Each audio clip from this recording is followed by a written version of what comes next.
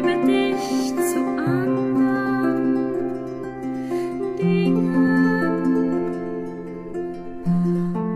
Auch gerne möchte ich sehen, irgendwas Verlorenem im Dunkel unterbringen, an einer fremden, stillen Stelle, die nicht weiter schwingt, wenn deine Tiefen schwingen. Doch alles, was uns erdrückt, dich und mich, nimmt uns zusammen wie ein Bogenstrich, der aus zwei Seiten eine Stimme zieht.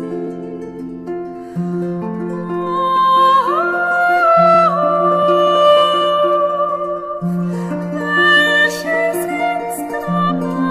Instrument sind wir gespannt, und welcher Geiger hat uns in der Hand?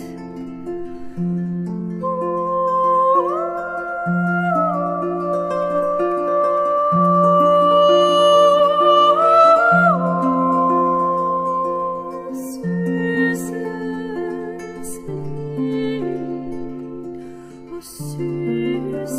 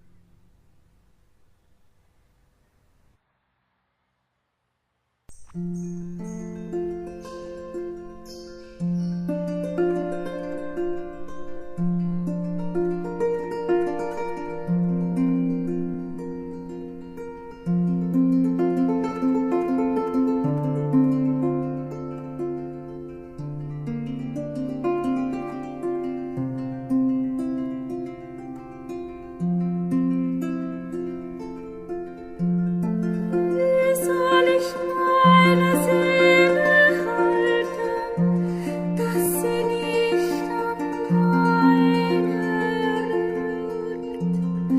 Wie soll ich sie hinheben,